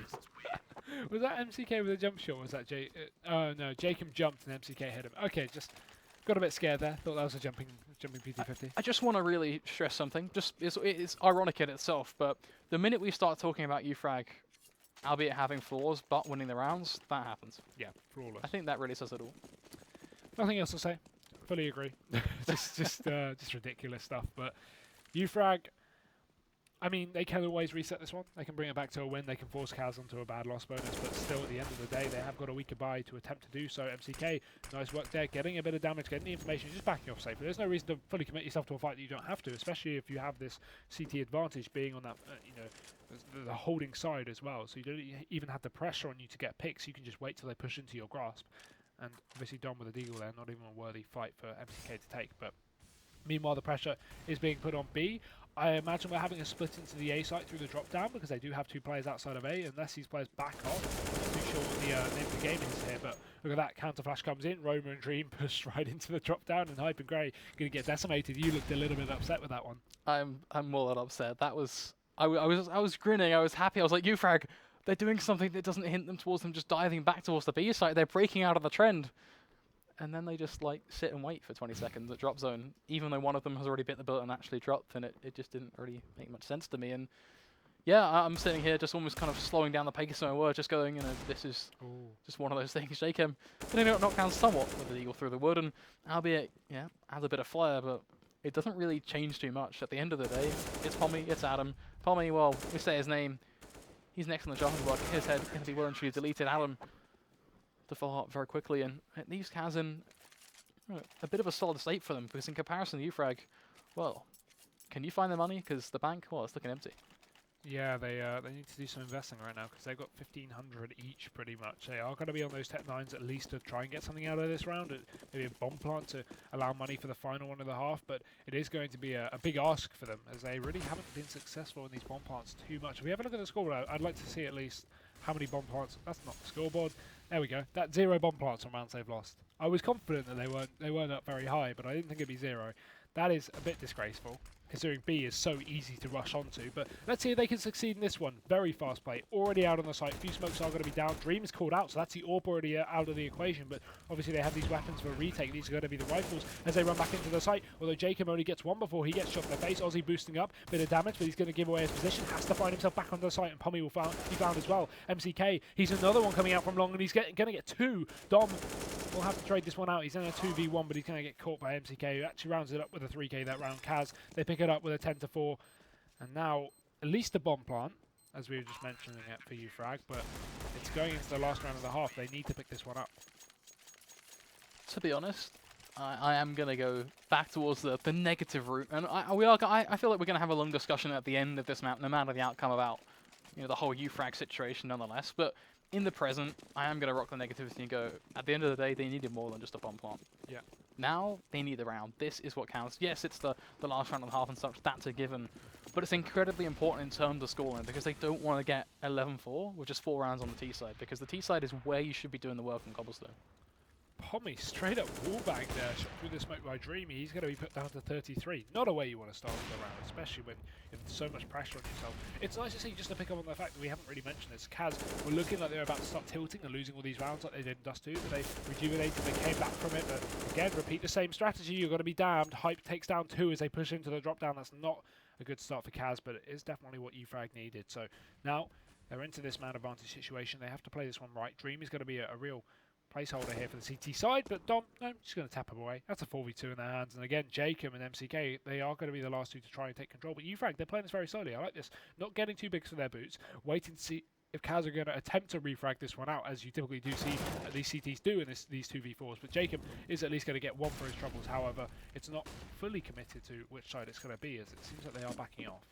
The concern right now is you have to look over towards this A side. MCK, he's set up so perfectly to pretty much be able to punish Cray, but wait, have they just completely dodged each other? The minute that vent gets broken, surely the position should be gained. But even then, MCK, Look towards that bomb. UFrag are going to run right into this. They don't expect it. They have their knives out, and there we go. MCK, 2 kills, just a complete spray down. It's going to be Cray to refrag, but he assumed that that area was cleared without actually clearing it. Hence why UFrag were so relaxed with checking it, and you can't even blame them. That's all on the fault of Cray. He has to clutch us out, otherwise it's going to be entirely his fault to lose this round. And Jacob pushing in through the doors. Time is ticking away, but he gets the shot, and Kaz are going to be able to get 11-4. Cray, I don't want to start being a bit of a BM Meister, but that was a terrible, terrible way to lose a last round.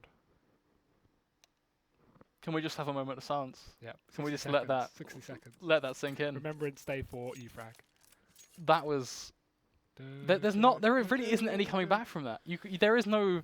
I can't dig into that and go, okay, here's the positive, because that was just uncomfortable to watch. They found the picks. Cray sneaked his way up onto the A site, didn't check ramp, and 2 of his teammates got sprayed down. It's not even their fault. They shouldn't be checking that angle. That should be cleared. Cray should have checked that.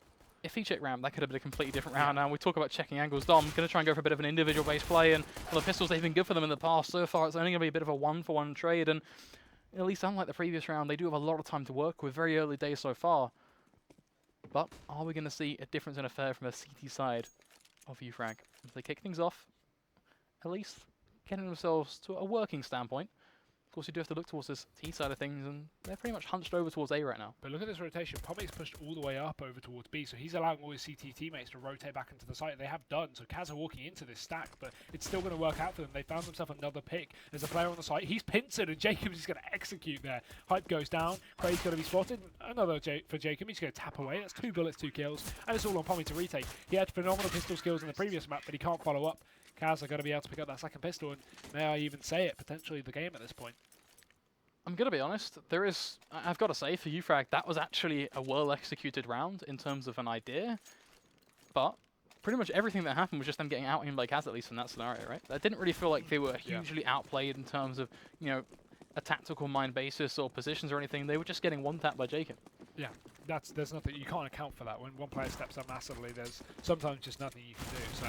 So not a good way to start it off, but they are going to try and bring it back and start. The first kill at least going in their favour, but can they follow up? That's the key question here. Cray has a deagle. He has no armour though, and that's going to be the aim punch is a prevalent factor. He goes down to MCK, who's going to at least take this bomb back to the site. Pommy puts it back in the favour of UFrag, but the weapons retrieved are not going to be great here for the CTs. They're stuck on pistols with the exception of Adam.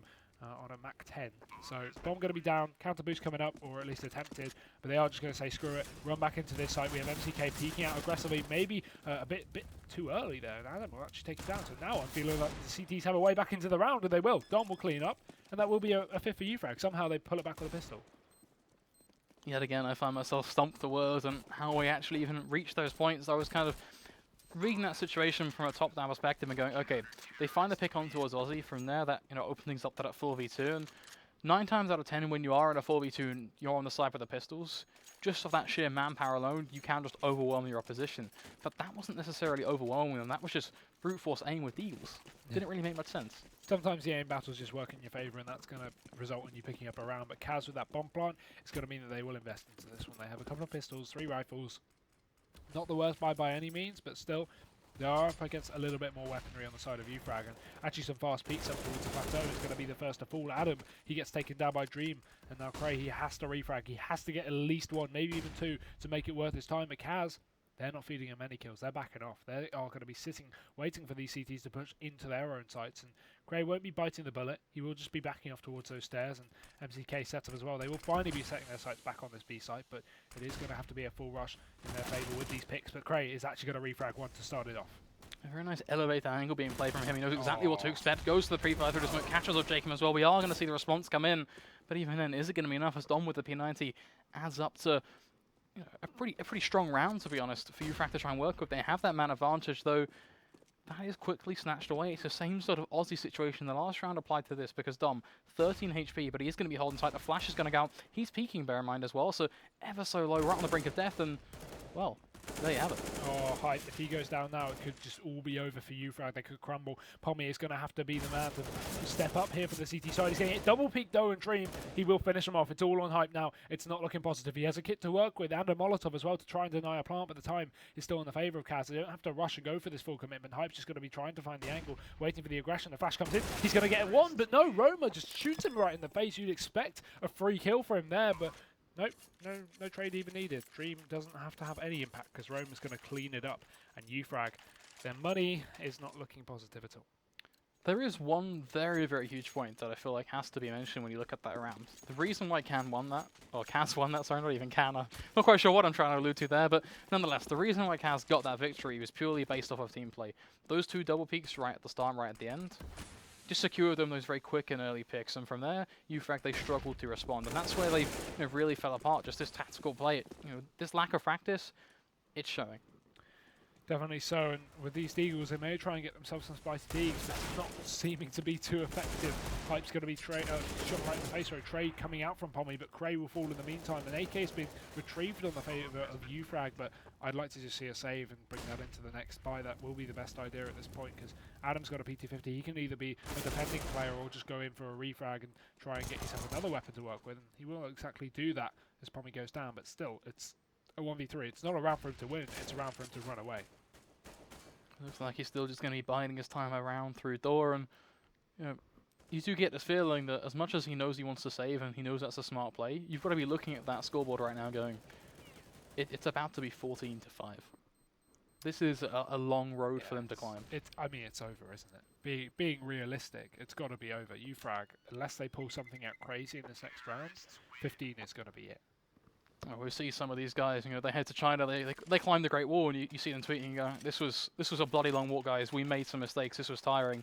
Well, you could apply that kind of almost, that Kaz mindset to Ufrag right now, because that's the exact mentality they've got. They are right up against the Great Wall of China, and albeit they might not want to climb it, but they probably will have to if they want to actually start getting some points in this league as well. I think that's a huge point in itself, because they are perched well and truly at the bottom. Yeah, second to last place, alongside a team that we didn't even expect to win a game. So it's hard to find the positives in a dark situation like this for Ufrag, at least in terms of not really having their foot in the door in any sense of the word. But maybe potentially starting off around right. It's going to be Adam here with the AWP over towards the stairs area. He has a bit of support as well. The broken wall from Cray, but no peeking coming out from Kaz. They are just setting up to this take. Jacob's going to put pressure on mid, and that will at least allude to maybe something going over towards the A site, as the T's haven't shown their face on B. But finally, the bomb's actually going to be spotted there. That's pretty important.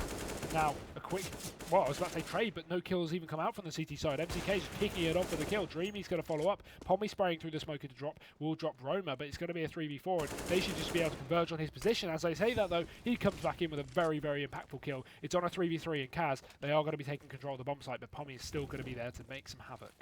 He's there to make havoc, but look at those nades. They're going to be flying on out. He is so low at this point, 13 HP. Jacob position almost was the lip of drop. Is just perfect. Punishes Hyven. Pommy going to tag on away, but it's going to be a trade, and it's such a plentiful one at that, because you look at Dom's position. Yes, he's almost was drop, and the smoke is going to at least gain him some sort of workable plateau. Even then, he's playing for these 1v1s at this point, which splitting up Kaz is a very hard task, and while he's trying to do it with the AWP, but look at Ozzy. He's just not facing.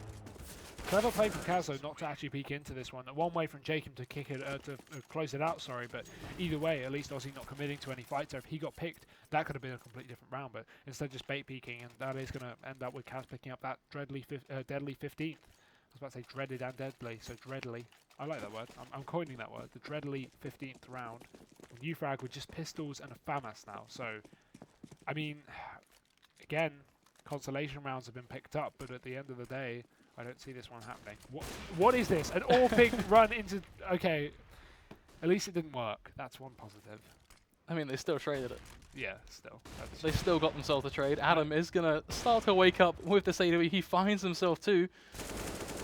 But M2K still, he's going to be the thorn over towards this site right now, and he does his job, finds himself that initial pick on towards Cray. Dom trying to wrap him from behind platform. Jacob going to make a bit of a mess of the flash, but nonetheless, the CT side, they will continue with their strangulation, but Dom is still going to find himself being punished, leaving Jacob in a 1v2. And again, another round where Ufrag are only going to clinch it because of the step up from Adam. He's found himself 3 kills. We saw this a lot, at least in Dust 2, and once again, it's continuing its path into Cobble. Again, Jacob, he does have a chance to win this one, considering he's up in 2 1v1s, but Hype is going to know exactly where he is, although a Deagle, not the best. If you miss that first shot, the RNG could come back to haunt you, but Jacob has to go check it. Hype lines it up, shuts him down. Ufrag, they pick up a round, potentially a consolation one, as we can see Kaz still able to string this comeback together. They have the money to buy. Not a complete buy, but I would expect a force into this one with such a dominant scoreline. You can't even blame that at this point. if anything, for Kaz, that round is a bit of a slap in the face. It's a, wait a second, Ufrag, they just picked up a round. Let's just end this here and now. Let's just finish this. We can go to bed. We can do whatever. We can sit up. Just go to bed. It's like do our own thing. 8 p.m. Dude, I'm knackered right now. Trust me, if you've been sitting on a train all day, it's a bleak experience. That's a hefty task. I can't imagine how stressful that must have been. It's strenuous. It's hard work. Yeah, sitting down all day. All day. I mean, right now you kind of look at Ufrag and they are adopting that lifestyle of just kind of sitting down. How could you not see him, Robo? Towards the scoreboard. Okay, good. They don't spot the players on the Kaz side of things, but I'm just going to go back to my original point. No matter how brutal it may be, it's looking uncomfortable. We are going to see the Max 7 and Pommy try and combine to do some damage here and there, but the information is going to be garnered by Kaz nonetheless. Leaves them in a 3v3. But, hey-ho, Ufrag on a retake. Adam through the smoke with an AWP. Ooh, this boost, though, that's going to be interesting. Aussie going to be forced up into that balcony area. He could easily catch up some players here if he hurries up and goes to the push, but he's just going to reside in the fact that he's got this elevation and this unexpected angle, not even going to commit to it here. Flash goes in, he actually peeks. Finally, Adam gets dropped, and that's got to be it. That's got to be the round over for Ufrag. It's going to be put into the dirt. Dom is the last to fall, and Kaz, they're going to take 16. That will be the map secured for them, and not only that, but the best of 2 as well in their favour with 2-0. So on both maps, despite Ufrag putting up a really good fight on Dust 2, going up to 13 rounds, they get 6 on their own map pick. Hey, at least we got one thing right, the prediction. Yeah, that's true. That's a nice 10 out of 10 for us. Of course, I do want to look at this, as I said during the map. I don't like ending this just going, okay, we've been fairly brutal. We've not really laid back, the blows for Ufrag per se. So I think that it's only fair for us to, sit back and actually almost do a little bit of review of what worked and what didn't work in that map. So for a start, of course, we have to talk about our victors. That's only justified. So for Kaz, did anything really set out for you? Did you kind of go, wow, that was actually relatively smart. That was the counterplay? To be honest, they just kind of set up, especially on the CT side, at least on Cobble, they kind of set up just a lot of kind of default aggression strategies that you saw it so many times into drop down. It eventually kind of got worked out. They were just flashing in, double flashing, double peeking, and getting themselves a pick. And usually a trade wouldn't come out, or they'd find themselves 2 kills, etc. Eventually, Ufrag kind of coined onto that, and they came back with their own aggression into drop down. They took them out. But Kaz, at least on their CT side, just a lot of setups, a lot of double plays, a lot of trading. They were really good with that, especially their positions up towards long, for example. They had MCK on that barrel, boosted up, I think it was. And then they had Jacob as well over towards plywood. So MCK is very exposed, but if he goes down straight away, there's a trade. So a lot of double play, a lot of team play from Kaz, which is what I like to see at least, especially on a map where the big phrase that I wanted to see almost the buzzword per se was just team play the other day, which does it segues us quite nicely over to the Ufrag point. But just before we jump to that, we are going to look at the table, and I'm hoping, fingers crossed, this has been updated. It has been updated. Happy days. So it hasn't really adjusted the rankings too highly, or if at all, from the looks of things. No, not at all. But I think the biggest point has to be said is that the dreams of some of these guys making playoffs. Well, I mean, at this point, it's just all it is Kaz basically completely confirming the fact that they are in the final at this point. I think that's all but said and done. And Ufrag almost confirming the fact that they won't be in the final. So down there at the bottom with GTN. It's a shame, but as I mentioned, we talked about Kaz. Now let's talk about Ufrag, because I know these guys are going to be. I know these guys are going to come over here. They're going to sit and they're going to watch the VODs, and they do this every single week. And I commend them for that. A lot of these teams from UK Masters actually do that, and it's something I think a lot of teams in the UK should be doing, which is watching their VODs, like working out what worked and what didn't. So, with that said, we stress team play. We said there just wasn't enough, and I think that's almost beating a bit of a dead horse, because it's apparent. They know it's apparent. We know it's apparent. But moving away from just the generic team play based arguments, what really could they work on? What can they take from this and go, okay, you know what? This is what I'm going to fix. Individually based, as a team as a whole, map based, anything? Honestly, it seems like a lot of their peaks, especially, seem to be. You said you don't want to beat a dead horse, but that is the issue. That is the issue. I'm saying it's team play. It's communication. I'm not sure in what form it's presenting itself, but it's the fact that they're always peaking solo. There's never any trading. There's always players getting caught off. A lot of kind of silly individual moves that it's just going to come down to practice and knowing your opponent as well. I mean, we saw. I'm not even going to start naming names. But we saw a lot of silly peaks and silly things that some of the players did. At that point, it's kind of basic stuff you shouldn't be doing. You shouldn't be peeking an angle with a flash out. You shouldn't be. I was about to blame the fact that they rotated back in through mid with their knives out, but then again, that was a fault of Cray, stuff like that. Individual performance, kind of basic knowledge, you should kind of be ironed out at this point if you're playing at this kind of team level. Synergy too, then, is something that kind of sits into my head. But either way, we've laid out the ground for what we want to see. We've talked quite a lot about these two teams in specifics, but nonetheless, that does lead us to an unfortunate close for tonight, as we won't quite be having a second map. Perhaps that's why it feels so almost odd that it's this early in the evening, because we never finish this early. But nonetheless, that's all going to be up from us tonight. It has been a pretty exciting experience. I've enjoyed it. It's been fun to cast with you. It's been a first for us, so hopefully you guys have enjoyed. But until tomorrow, we'll see you next time.